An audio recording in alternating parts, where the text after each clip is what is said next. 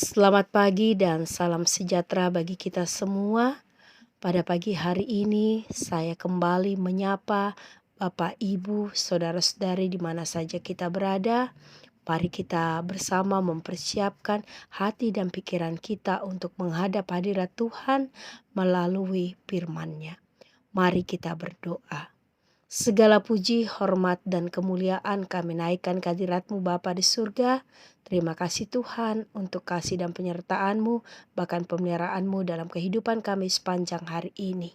Dan pada pagi hari ini, sebelum kami melakukan segala aktivitas kami rindu untuk bersekutu dengan Tuhan melalui firman-Mu. Tuhan, buka hati dan pikiran kami saat ini, terangilah kami dengan kuasa Roh Kudus-Mu, sehingga kami dapat mengerti dan memahami akan arti firman-Mu. Dalam anak-Mu Yesus Kristus kami berdoa dan bersyukur kepada Bapa di surga. Amin. Pembacaan firman Tuhan pada pagi hari ini terambil dalam kitab Injil Matius pasalnya yang ke-12, ayatnya yang ke-22 hingga ayatnya yang ke-37.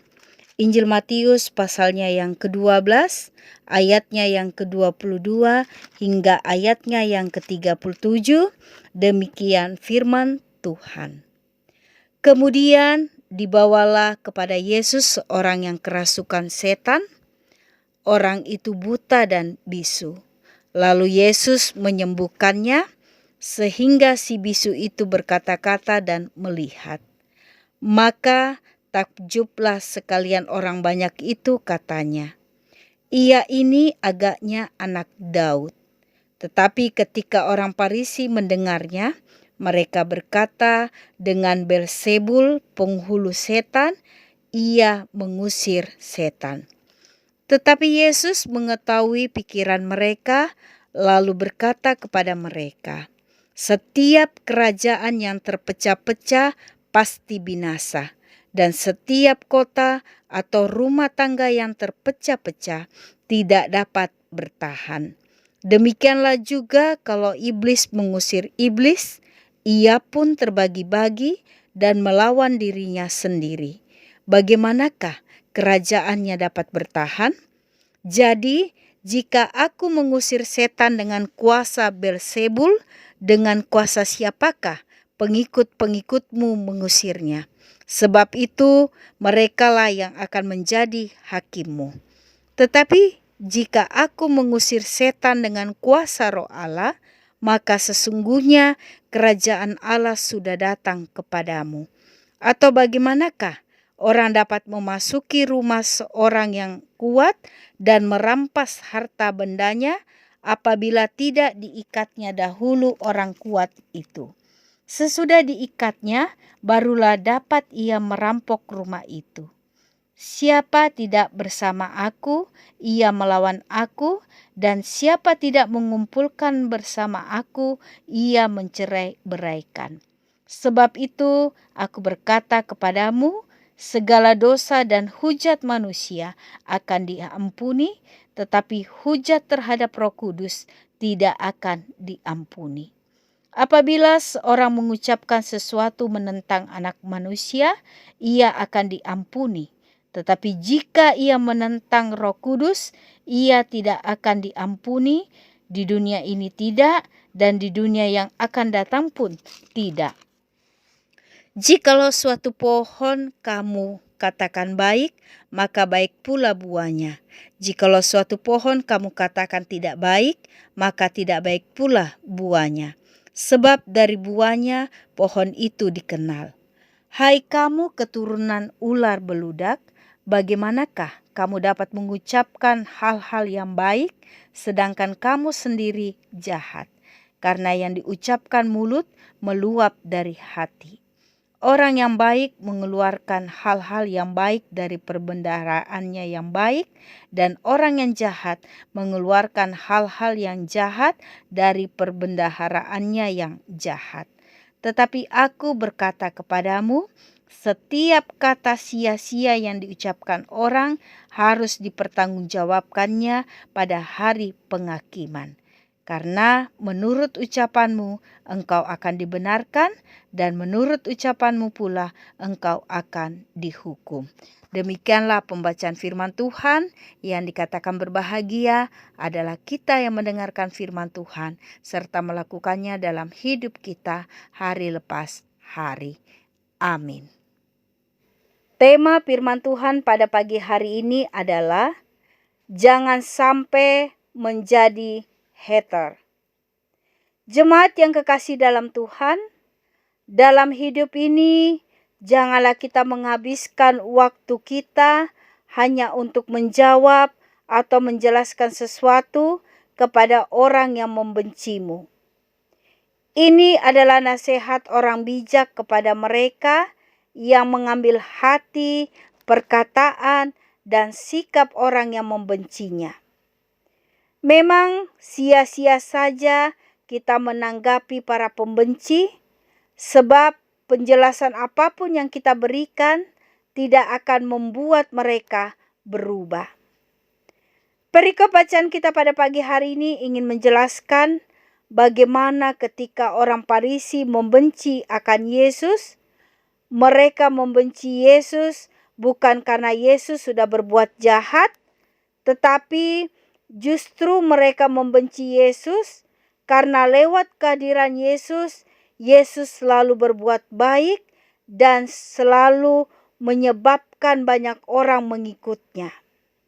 Hal inilah yang membuat orang Farisi merasa bahwa kepentingan mereka terganggu dan pengaruh mereka kian merosot. Jemaat yang kekasih dalam Tuhan, tindakan yang dilakukan oleh Yesus ketika Yesus menyembuhkan orang buta dan bisu yang disambut dengan gembira dan sukacita oleh orang banyak, mereka mengungkapkan bahwa ia ini agaknya anak Daud. Tapi yang terjadi ketika orang Farisi melihat hal tersebut, justru orang Farisi mengatakan bahwa dengan Beelzebul, penghulu setan, ia mengusir setan. Mereka telah menjadi orang yang merasa bahwa diri mereka selalu benar. Bahkan mereka merasa bahwa hanya mereka saja yang berhak untuk menentukan kebenaran. Siapapun yang berbeda pasti akan dianggap salah oleh mereka. Jemaat yang kekasih dalam Tuhan, tanggapan Yesus memaksudkan dua hal sekaligus. Demi kasihnya yang sempurna dan tak berubah, bahkan penolakan keras yang bersifat hujat, itu semua akan diselesaikan. Yesus melalui pengorbanannya di atas kayu salib, setelah pengampunan disempurnakan lewat pengorbanannya, maka berlaku juga perjanjian baru. Barang siapa yang percaya akan selamat, dan barang siapa yang tidak percaya akan binasa. Jika orang menolaknya, maka tidak ada lagi karya lain untuk pengampunan. Inilah makna dari ungkapan menghujat roh. Jangan sampai dalam hidup kita menjadi hater, orang-orang yang merasa diri mereka benar dan membenci orang yang sesungguhnya mengerjakan dan menyatakan kebenaran Allah di dalam Kristus. Dan karena itu jelas sekali dalam hidup kita ini, bahwa dalam hidup ini marilah kita jeli dan hati-hati ketika kita ingin menghakimi orang-orang yang ada di sekitar kita. Biarlah Kudus yang senantiasa menuntun kita agar dalam kehidupan kita tidak menjadi seorang hater.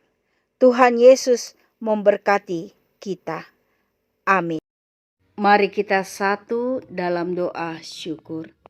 Bapa kami yang di surga, Bapa yang kami sembah dalam kehidupan kami. Terima kasih Tuhan untuk firman-Mu yang sudah kami baca, kami dengarkan bersama pada pagi hari ini. Biarlah firman-Mu itu Tuhan senantiasa menjadi pelita dalam kehidupan kami dan terang bagi setiap langkah kaki kami.